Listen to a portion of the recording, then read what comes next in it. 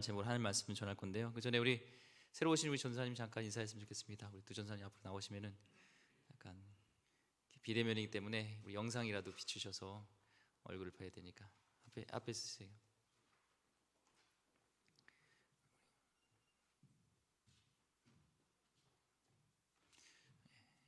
예, 더 가운데로 오세요. 우리 성도님이 볼 때 오른쪽에 계신 분이 우리 한수정 전사님, 우리 유초동부 담당이시고요. 또 성도님 보실 때 왼쪽에 계신 분이 우리 김나영 전사님 영유아부 담당입니다. 우리 차렷 인사할 때 우리 있는 곳에서 격려해 주시면 감사하겠습니다. 차렷 격려. 반갑습니다. 네, 들어가시고요. 많이 격려해 주시고 또 많이 기도해 주시고 또 응원해 주시고요. 또 열심히 주님 안에서 사역하시기 바랍니다. 오늘 참된 예배자로 살다라는 제목으로 하나님 말씀 같이 나누도록 하겠습니다. 예. 우리가 아브라함에게 있어서 우리 배우는 아름다운 신앙 중에 하나는 하나님을 경배하는 자로서 살았다는 것을 우리가 알 수가 있습니다. 오늘 말씀에 12장 7절 말씀에 보니까 여호와께서 아브라함에게 나타나 이르시되 내가 이 땅을 내 자손에게 주리라 하신지라 자기에게 나타나신 여호와께 그가 그곳에서 제단을 쌓고라고 말씀하고 있습니다. 아브라함은 이제 생애 처음으로 이제 하나님을 위한 제단을 쌓았습니다. 그 제단을 쌓았다는 것은 하나님께 경배했다는 것, 하나님께 예배했다는 것을 알 수가 있죠. 아브라함의 그런 인생의 터닝 포인트야. 큰 인생의 전환점, 중요한 변환점입니다. 원래 아브라함의 직업이 뭐죠? 부모님에 따라서 아마 분명히 우상을 만들고 우상 숭배하는 자였죠. 그런데 이제는 천지를 지으신 이제 하나님이 아닌 헛된 우상을 다 버리고 이제 하나님을 만나서 하나님을 예배하는 자로서 이렇게 고백하는 것이 오늘 말씀의 배경입니다. 영어로 예배는 worship이죠. worship. worth는 가치란 뜻이고 ship은 어떤 신분을 얘기합니다. 그러니까 어떤 신분, 어떤 사물이나 신분에 내가 가치를 두는 것, 그것이 바로 worship이고 다른 말로 나의 가장 소중한 것을, 가치 있는 것을 드리는 것이 바로 이 예배가 일 수 있습니다. 그래서 동물에게는 없는 우리 인간에게 주신 하나님의 그 영적인 스피릿이 있기 때문에 우리는 예배자로 살아요. 뭐든지 우리는 이 가치를 두고 예배하게 생겼어요. 예배하게 하나님께서 만드셨어요. 전 세계를 이렇게 돌아다니면서도 예배하지 않는 그런 사람들은 없습니다. 이 아프리카를 갔더니 아프리카에서도 이 무당이 막 이렇게 질병을 고치고 무당이 막 이렇게 성공을 기원해주는 그 무당을 경배하고 이 무당을 숭배하고 하더라고요. 그러니까 하나님이 아니더라도 우리는 어떤 것에 가치를 두고 그것에 대해서 우리는 예배하는 우리의 모습이 있습니다. 하나님이 그렇게 본능적으로 하나님께 예배자로서 우리를 만드셨습니다. 오늘날 많은 사람들도요 하나님에게 가치를 두어서 하나님을 예배하기보다 물질과 쾌락과 심지어는 사탄을 예배하게 됩니다. 오늘 아브라함은요 제단을 쌓았다는 것은 아브라함에게 가장 가치 있는 존재, 그러니까 우상과 재물이 아니라 이제는 가장 가치 있는 존재를 하나님에게 뒀다라는 것을 볼 수가 있습니다. 하나님이 우리를 구원하신 이유, 그리고 우리를 부르시는 이유가 뭘까요? 우리는 하나님이 우리를 가까이 두고 우리 하나님께 예배하기 위해서 하나님 우리를 구원하시고 우리를 부르신 줄 믿습니다. 이스라엘 백성이요 막 신음을 했어요. 구원해달라고. 그런 노예로 있으면서 이집트에서 막 그 탄식을 하나님이 들으시고 모세를 통해서 구원을 베푸셨습니다. 그리고 구원의 이유를 말씀하십니다. 출애굽기 7장 16절 말씀에 보니까 그에게 이르기를 히브리 사람의 하나님 여호와께서 나를 왕에게 보내어 이르시되 내 백성을 보내라. 그러면 그들이 광야에서 나를 섬길 것이니라 하였으나 이제까지 내가 듣지 아니하니라. 여기서 나를 보내라, 그 백성을 보내라, 그들이 나를 섬길 것이라 말씀하고 있을 때 여기 섬기다는 단어가 영어에 보니까 worship이에요. worship me. 보내라, 그들을 놓아줘라, 해방시켜라. 바로 그 이유가 하나님의 백성 삼아서 하나님을 예배하기 위해서, 하나님을 예배하는 그런 백성 만들기 위해서 그를 구원하시고 그를 속방에서 구원하신 겁니다. 하나님이 우리를 창조하시고 우리를 구원하신 이유, 우리를 예배하게 하신 줄 믿습니다. 이사야서 43장 21절 말씀에 이 백성은 내가 나를 위하여 지었나니 나를 찬송하게 하려 함이니라 말씀하셨더럼 우리의 정체성이 하나님을 예배하는 데 있습니다. 하나님을 찬양할 때 있습니다. 그래서 예배하지 않고서는요, 하나님을 예배하지 않을 때 우리 마음에는 공허함, 우리 가운데 뭔가 채워지지 않은 부분이 있어요. 참되게 예배할 때, 하나님의 영과 함께 만날 때 우리 가운데 채워져야 될 부분이 채워지며 우리 가운데 감사가, 우리 가운데 만족함이 있을 줄 믿습니다. 이 아브라함을 통해서요, 우리가 예배자의 모습을 우리가 한번 돌아볼 수 있습니다. 이 아브라함을 통해서 우리가 배우는 예배는요, 하나님의 이름을 높이는 거예요. 예배는요, 하나님의 이름을 높이는 것입니다. 오늘 창세기 12장 8절 말씀을 보니까 끝에 이렇게 얘기했습니다. 여호와께 제단을 쌓고 여호와의 이름을 부르더니 라고 했어요. 여호와의 이름을 불렀대요. 영어로 보면은 called on the name of the Lord 했어요. 불렀다는 거예요. 여호와, 야훼, 야훼, 주님, 주님 불렀겠죠. 주님을 막 불렀어요. 왜 어쩔 때 우리 사람 이름을 부르나요? 제가요, 이제 애들을 키우다 보니까 막 이렇게 장난이 심해요. 또 남자가 있다 보니까 누구 닮았겠죠. 근데 이 책장에 막 올라가요. 책장에 막 올라가는데 그냥 뒤도 안 돌아보고 올라가는 거예요. 올라갈 때는 어떻게 올라갔는데 이제 못 내려오는 거예요. 그때 막 그래요. 아빠 아니면 엄마, 엄마 불러요. 그럼 뭐에 부르는 거예요? 도와달라는 거죠. 지금 아브라함이 여호와 이름을 부른 건요, 첫 번째는요, 도와달라는 거예요. 주님, 주님 부르는 거예요. 우리가 예배 때 주의 이름을 부르는 것은요, 주님께 우리의 모든 문제를 내려놓고 주님께 도움을 구하는 것이 있습니다. 또한요, 주의 이름을 높인다는 것은요, 이런 뜻이 있습니다. 제가 축구를 좋아합니다. 축구를 하는 것도 요즘은 좀 좋아졌어요. 옛날에 보는 것만 좋아했는데 하는 것도 좋아하는데 코로나 때문에 좀 못해서 속상합니다. 이 한국에 이 손흥민 선수가 있어요. 그래서 참 잘하고 있는데 자랑스럽습니다. 이번에 푸슈카시상을 받았어요. 이게 뭐냐면 이 피파에서 주관하는 그 경기에서 가장 멋있는 골을 넣은 이것이 바로 이 손흥민 선수가 70m 단독 드리블을 해가지고 골을 넣었어요. 12초인가 동안 드리블을 해가지고요, 선수 수비 7명을 제끼고 넣었어요. 그게 가장 멋있는 골이 됐습니다. 자랑스럽지 않나요? 전 세계에서. 그때요, 이 골을 딱 넣었을 때 이 사람들이, 특히 거기 이제 관중석에 있는 사람들이 막 뭐라고 하냐면 써니 외쳐요. 소니를 이제 소니라고 그래요. 써니 하면서 막 열광합니다. 써니 하면서 막 부르는 거예요. 이름을 왜 불러요? 그를 칭찬하고 그의 열광하는 것이죠. 높이는 거죠. 마찬가지로 이 아브라함이 여호와 이름을 불렀다는 것은요, 주를 열광하면서 주를 칭찬하면서 주를 좋아하는 거예요. 예배는 하나님을 높이는 겁니다. 하나님만 높이는 것입니다. 반면요, 이 반대가 있어요. 예배에 반대했던 사람들, 이 갈대 우르는 이제 바벨론이잖아요. 이 바벨론에서 이 바벨탑을 쌓았습니다. 그리고 그들이 한 이름이 하나님의 이름을 높인 것이 아니라 자기의 이름을 드러냈어요. 창세기 11장 4절 말씀을 보니까 또 말하되 자 성읍과 탑을 건설하여 그 탑 꼭대기를 하늘에 닿게 하여 우리의 이름을 내고 온 지면에 흩어짐을 면하자 하였더니, 여기서 우리의 이름, 우리 이름을 내고라고 보면은 영어로 보면 make a name이라고 써 있어요. make a name. make a name이 뜻이 유명해지는 것, 이름을 떨치는 거예요. 그러니까 하나님을 예배하는 자는 하나님의 이름을 높이고 하나님을 드러내고 하나님의 이름을 떨치고 하나님을 칭송해야 되는데, 지금 이들은 하나님을 배격하는 자들의 특징은요, 자기의 이름을 높이고 내가 유명해지려고 하고 내가 드러내려는 것이죠. 하나님을 높이려는 것이 아니라 나를 높이려는 것이 예배의 반대고, 우리가 진정한 예배자는 하나님만 높이고 하나님만 드러나는 것인 줄 믿습니다. 그 지구촌 교회 이제 원로 목사님이시죠, 이동호 목사님이 전도사 시절 때 간증이에요. 그분이 이제 한 번은 부산의 이제 구덕체육관에 그 큰 집회가 열렸습니다. 거기서 이제 영어를 잘하셔서 이제 통역을 담당하게 됐어요. 원래 통역하시는 분이 있는데 그분이 설 수 없는 그런 관계로 이분이 대신 섰습니다. 그때 선명의 전 세계 총재였던 스탠 무니엠 박사님이 오셨고, 그때 한경직 목사님이 한국 선명의 대표셔서 이제 한국에서 집회를 열었죠. 이제 수천 명이 모이는 집회입니다.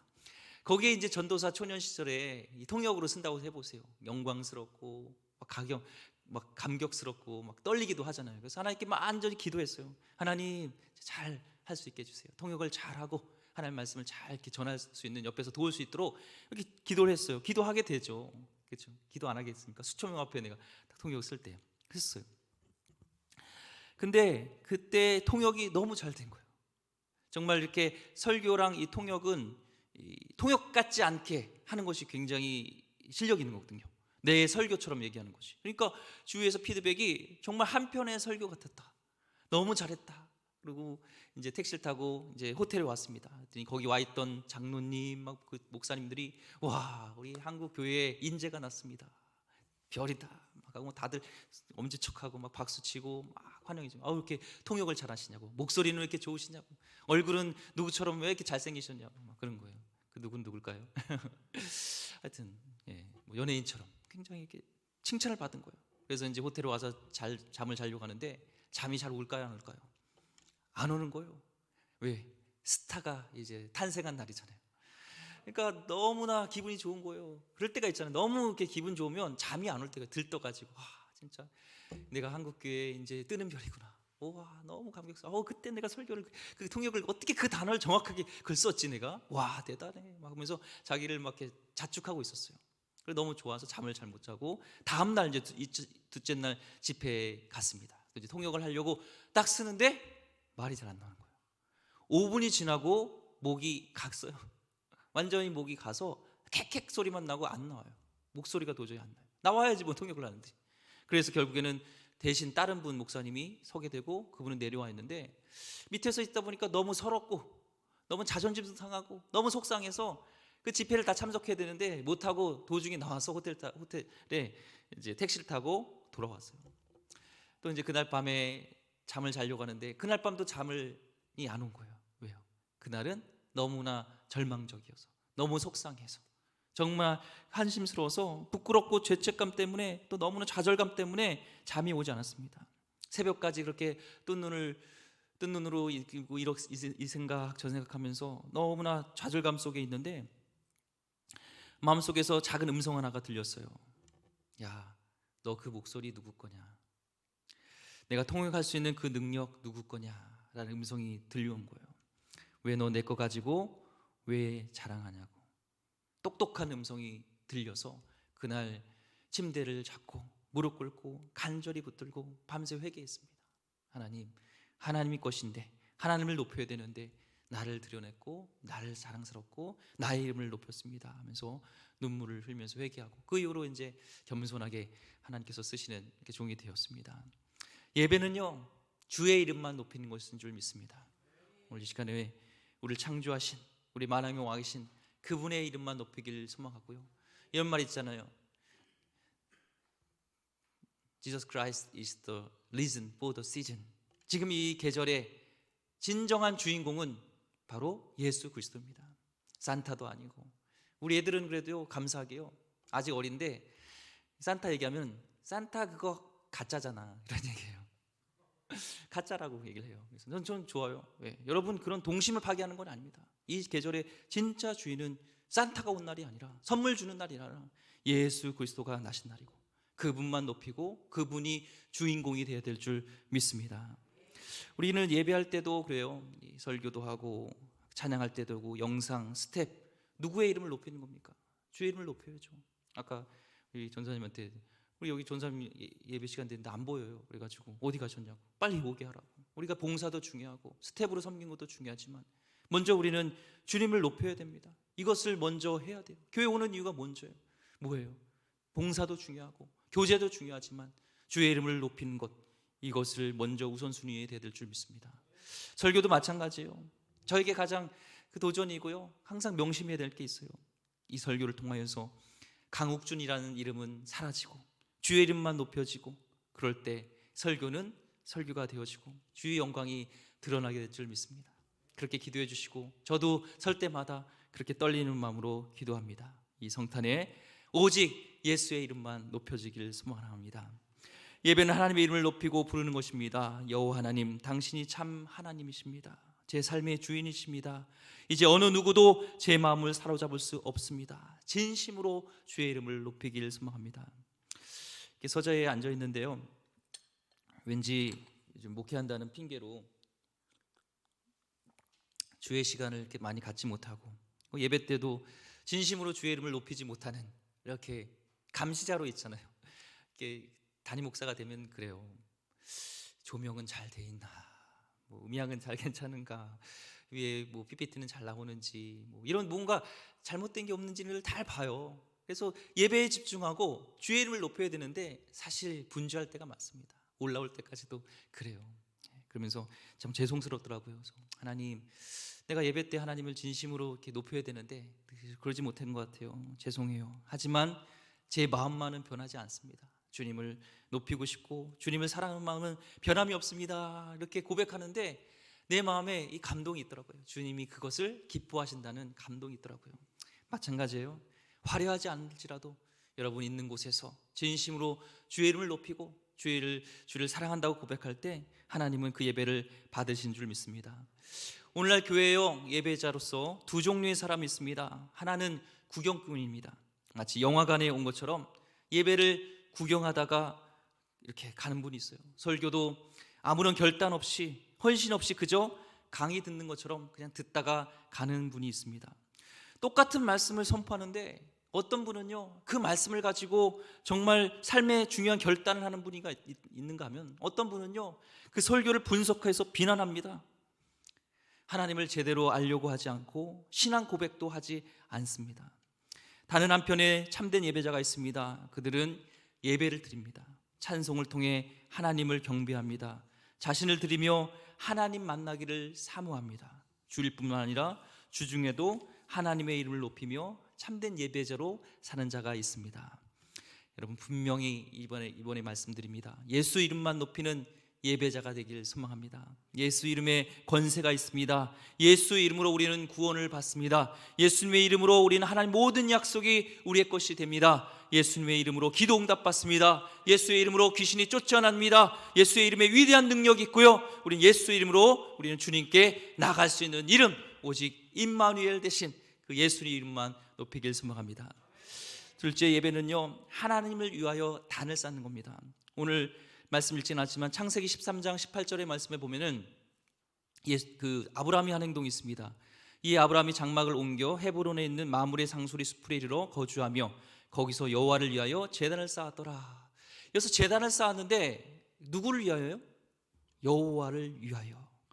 제단은 나를 위하여가 아니라 하나님을 위하여, 여호와를 위하여 쌓은 것입니다. 아브라함은 자기를 위한 게 아니라 하나님을 위해서 하는 거예요. 예배는 우리 자신을 위해서 드리는 것이 아니라요 온전히 먼저 하나님을 위해서 드리는 것인 줄 믿습니다. 예배의 근본 정신은 우리가 무엇을 얻기 위해서 주일날 예배에 참석하는 것이 아니라 드리기 위해서 참석하는 거예요. 첫째, 이것을 놓치면 안 됩니다. 찬양을, 기도를, 헌금을, 헌신을 통해서 하나님께 우리의 마음을 전심으로 드리는 겁니다. 찬양대도 마찬가지예요. 사람 앞에 노래하지만 우리 가운데 영으로 임하신 하나님께만 영광 돌리고 하나님께 높이는 것이고요, 회중은 그거에 대해서 아멘 하고 화답하는 것이 성경적인 찬양대의 모습입니다. 찬양대나 특송 후에 격려의 박수도 보내지만 진정으로 박수 받으실 분은, 찬양 받으실 분은 하나님이고 하나님께만 영광을 돌려야 됩니다. 어떤 분은 그런 분이 있어요. 특송이나 연주나 찬양대가 있으면 예배 나오고요, 자기가 그런 순서가 없으면 안 나와요. 그러면 안 됩니다. 어떤 상황에서도 내가 서기 싫고 때로는 힘들고 반주하기 싫고 피곤하고 그럴지라도 찬양 담당자는요 한결같이 하나님께 드려야 되는 것인 줄 믿습니다. 다윗이 하나님을 찬양하도록 성경에 보면 이 찬양대를 만들었어요. 찬양 리더를 세웠습니다. 역대상에 나와 있는데요, 역대상 16장 6절과 16장 37절 보면은 여기 중요한 단어가 나옵니다. 제사장 분하야와 야하시엘은 항상 하나님의 언약궤 앞에서 나팔을 부니라 찬양을 했죠. 역대상 16장 37절 말씀에 보면은 다윗이 아삽과 그 형제를 여호와 언약궤 앞에 있게 하며 항상 그 궤 앞에서 섬기게 하되 날마다 그 일대로 하게 하였고, 여기서 강조되는 단어가 있어요. 뭐가 있으면 항상이에요. 항상 주님을 위해 성실하다는 거예요. 항상심, 한결같은 마음입니다. 예배자로서 특히 찬양팀 또 찬양대 찬양을 담당한 분들은요 여기서 우리가 배워야 될 것은요 성실함이에요. 이게 예배의 마음입니다. 하나님을 생각한다면, 하나님께 드리는 예배라면요 우리는 항상 한결같아요. 릭 워렌 목사님 쓰신 목적이 그런 삶을 보면은 하나님이 우리의 예배를 받으시지만 어떤 예배를 또 하나님께서 우리에게 받으시냐? 고통 중에 있을 때라는 거예요. 그 어둠의 터널을 지날 때, 그런 때가 있다는 거예요. 새벽이 올 것 같지 않은 터널을 지나는 그 어둠의 시기가 우리에게 있는데, 고통 가운데 있는데, 그때조차도 하나님을 예배할 때 하나님은 그 예배를 기뻐 받으신다는 겁니다. 그렇죠. 이 시간에 나올 때 마음에 불안함도 있고, 여러분 걱정 근심도 있고, 여러분 삶에 여러 가지 힘든 일이 있지만 왜 없겠습니까? 그럼에도 불구하고 그 모든 것들을 묵상하지 않고 하나님을 묵상하면서 하나님을 위해서 내가 드리겠구나라고 나올 때 그 예배를 하나님이 받으신다는 것입니다. 예배는 하나님을 위하여서 드리는 것입니다. 근데 사람들은요, 마음의 위로와 또한 힘을 얻기 위해, 혹은요 사업을 위해 인맥을 넓히려고 교회에 나와서 교제하기도 합니다. 하지만 인간적인 유익을 우선은 배제하고 우리는 하나님께 초점을 맞출 때 주님이 주시는 은혜가 있고요, 만나 주시는 은혜가 있고요, 말씀으로 깨닫게 해주시고요, 기도의 응답도 주시고 우리에게 주시는 회복과 평안과 이런 주시는 은혜의 영역이 있습니다. 하지만 그 영역은 하나님의 주시는 영역이고, 우리가 먼저 해야 될 예배의 영역은요, 드리는 겁니다. 먼저 하나님께 드리셔야 됩니다. 우리 혼자 예배도 중요하지만 성경에서는요, 공동체 예배를 또한 강조합니다. 지금 우리가 비대면 때문에 같이 드릴 수 없지만 혼자 예배도 중요하지만 공동체 예배를 우리 잊지 말아야 됩니다. 마태복음 18장 20절 말씀에 두세 사람이 내 이름으로 모인 곳에는 나도 그들 중에 있느니라 말씀하셨어요. 혼자 찬양하고 예배하는 것들로 감격스러울 때가 있습니다. 하지만 비슷한 마음들을 가지고요, 함께 모여서 찬양할 때 그 찬양이 얼마나 강하고 그 속에 임하신 하나님의 임재와 영광이 얼마나 아름답게 드러나는지 우리는 모릅니다. 공동체적 예배 문화에 따라서 또는 우리가 형태가 또 달라질 수가 있습니다. 어떤 예배는 이렇게 장로교가 주로 그러죠. 약간 어떤 제의적인 예배가 있습니다. 어떤 제의적인 리추얼이라고 하는데 예식이 많이 있는 거 있죠. 형식도 갖추고 뭔가 이렇게 의식을 하는 그런 예배가 있습니다. 좀 엄숙하고 엄격한 예배가 있습니다. 또 어떤 예배 형식은 이 은사주의적인 예배가 있어요. 아주 막 경축적이죠. 막 일어나서 찬양도 하고 막 소리도 지르고 열광적입니다. 또 다른 형태의 예배는요, 관상적인 예배가 있어요. 조용하게 침묵하면서 묵상하는 예배가 있습니다. 이 세 가지가요, 조금씩 다른 방식을 취해요. 근데 사람들은 어떤 한 형식만 좋아하는 경향이 있어요. 어떤 분은 조용히 그런 관상적으로, 어떤 분은 뛰면서 막 열광적으로, 어떤 분은 의식에 맞춰서 예식에 맞춰서 이렇게 하는 것을 좋아하는 게 있습니다. 다양한 방식이 있어요. 하지만 목적은 동일합니다. 하나님께 인격적으로 반응하는 거예요. 하나님께 드리는 거예요. 제의적 예배는요, 우리 마음을 정결하고 조심스럽게 하나님께 드리는 정성이 드러납니다. 그렇죠. 위대하신 하나님의 존귀하신 하나님께 우리의 정성이 드러나는 예배가 있어요. 그러나 자유가 부족하게 되고 경직될 수 있는 단점이 있습니다. 그런가 하면은 은사주의적인 경축적인 예배는 자유가 넘칩니다. 어떤 때는 심하게 자유롭게 막 느낍니다. 근데 어쩔 땐 단점은 너무나 감정이 이게 과도하게 분출되는 위험이 있을 수 있어요. 또 관상적인 예배는요, 하나님에 대한 깊은 묵상이 있습니다. 조용하게. 그러나요, 제대로 훈련되지 않으면 졸거나 이렇게 깊은 생각이 아니라 다른 생각에 이렇게 빠질 수 있는 그런 위험이 있습니다. 이 모든 형태의 예배는요, 어느 것이 베스트라는 게 없어요. 다 장단점이 있습니다. 문제는 형식이 아니라 그 속에서 하나님을 향하여 진심으로 마음을 드리고 그분을 만나고자 하는 열망하는 마음이 중요한 거예요. 하나님께 드리겠다는 그 예배가 되면 어떤 형식이 되더라도요, 우리 하나님께 나갈 수 있습니다. 예배 형식을 가지고 이렇다 저렇다 예배를 드리는 것이 아니라 그런 마음은 예배를 즐기려는 자세가 있다는 거예요. 예배는 우리를 즐기는 것이 아니라 하나님을 즐겁게 하는 것입니다. 따라서 예배 형식으로 이렇게 하지 마시고 그날 예배에 따라서 거기에 맞추시는 그런 마음이 있으면 좋겠고, 예배를 드리러 오는 것이지 우리는 받으러 오는 것이 아니라는 것들, 먼저 우리는 드려야 된다는 것을 잊지 마시기 바랍니다. 그래서 우리도 고민이에요. 그래서 어떤 좀 이렇게 연로하신 분들은 제의적인 예배를 중요해요. 그렇죠? 이렇게 순서에 맞춰서 교동문도 읽고 막 이런 것들. 또 우리 젊은 분들은요, 막 또 이렇게 뛰어서 하는 열광적인 은사적인 그런 또 예배를 좋아해요. 그래서 그거를 어떻게 잘 할까 항상 고민입니다. 우리가 잘 되어지면 뭐 2부는 이런 형식이고 3부는 이런 형식으로 할 수 있는 방법이 있는데 고민입니다.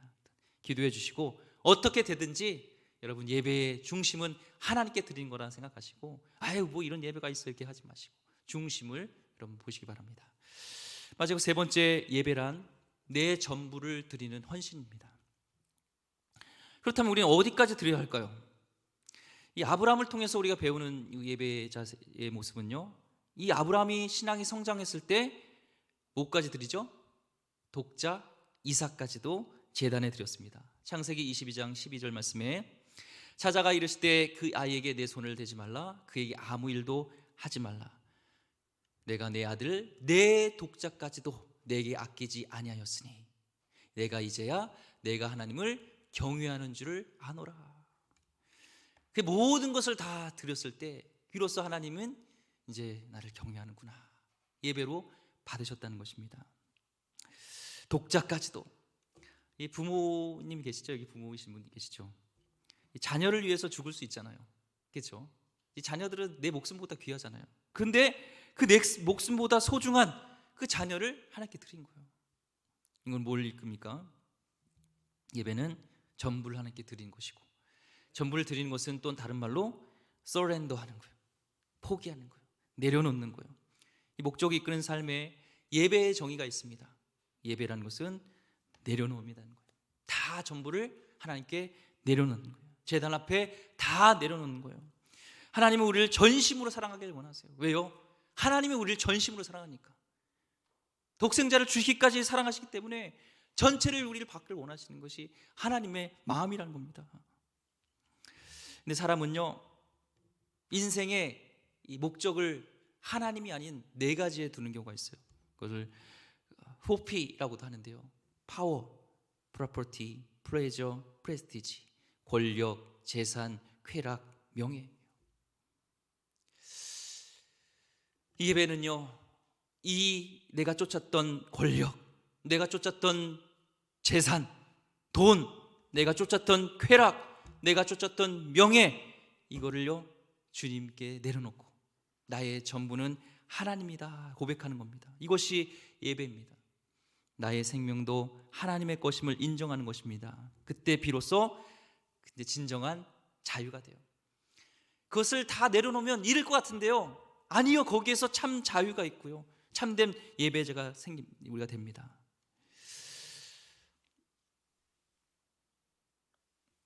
제가 이제 중고등부 이제 사역을 할 때였어요. 이제 전도사 시절이었죠. 그때 저에게도 열정이 있었고 아이들 사랑하는 마음이 있었습니다. 그래서 아이들 위해서 매일 만나서 같이 교제하고 예배드리고 기도하고 간절히 기도해주고 같이 먹을 것도 먹고 놀러도 다니고 막 이렇게 거의 뭐 다 쏟았어요. 수련회 가기 전에 막 2달 동안 기도하고 막 산에 가서 아이들 위해서 소나무 뿌리 뽑고 날마다 기도 수첩에 나 이름 적어서 놀면서 기도하고 막 그랬어요. 아이들이 변화되어지고 이렇게 있었습니다. 근데 내 안에 있었던 우상이 있어요. 어느 부흥에 대한, 아이들이 이렇게 내가 이렇게 했으면 뭐 이 정도 기대감이 있잖아요. 이렇게 숫자도 많이 늘어나야 되고 아이들이 막 이렇게 막 뒤집어져야 되고. 근데 그렇게 되지가 않았어요. 물론 부흥이 하고 아이들이 변화됐지만 제 그거에 안 차는 거예요. 근데 저에게 메시지가 있었습니다. 그게 이제 수련회를 갔는데 이제 학교에서 있는 수련회였어요. 거기서 이제 강사분을 통해서 주어진 메시지가 그거였어요.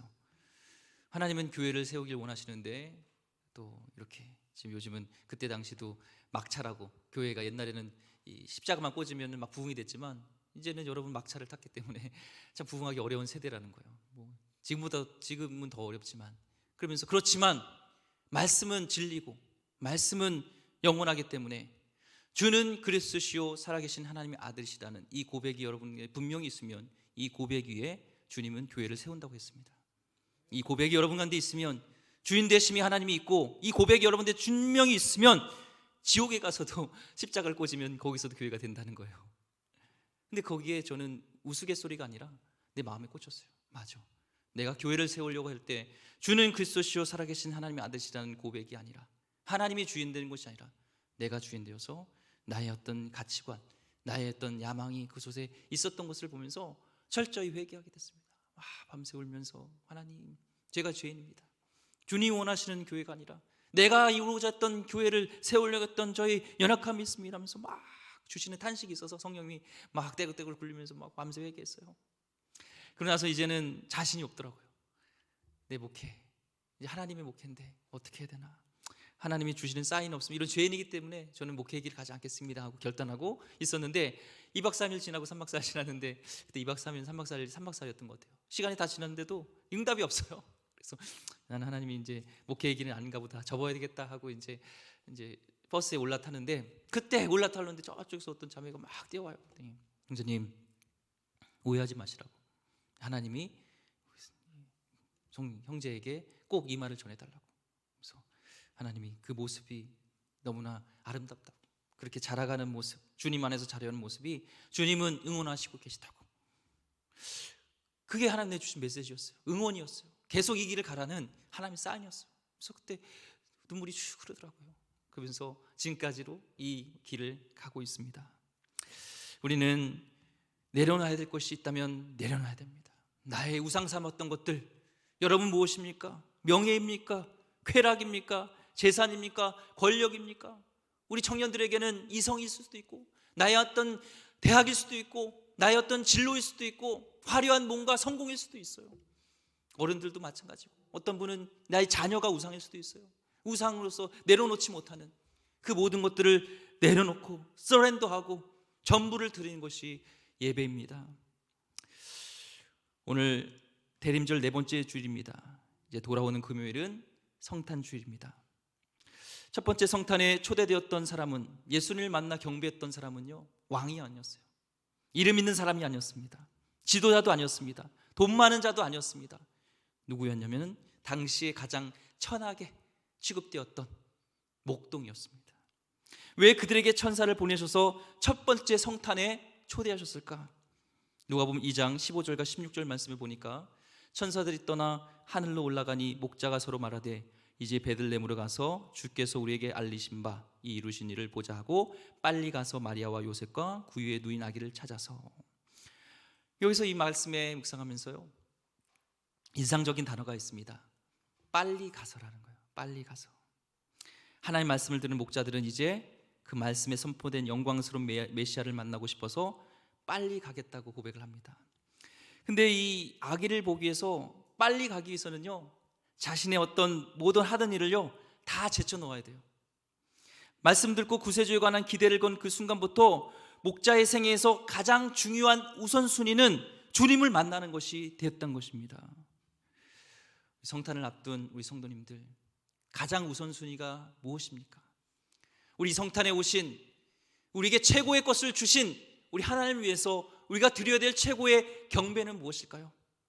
우리 마음의 중심에 하나님을 최고로 두는 것이 아니겠습니까?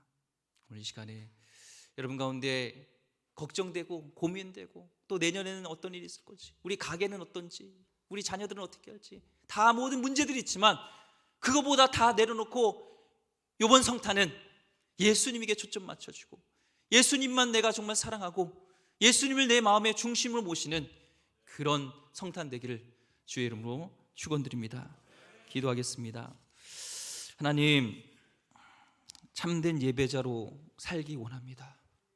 한 번을 드려도 주님이 기뻐 받으시는 그런 예배자 되길 원합니다. 목회자로서 하나님, 예배자로 내가 살자고 얘기하지만 저조차도 하나님 너무나 부끄럽습니다.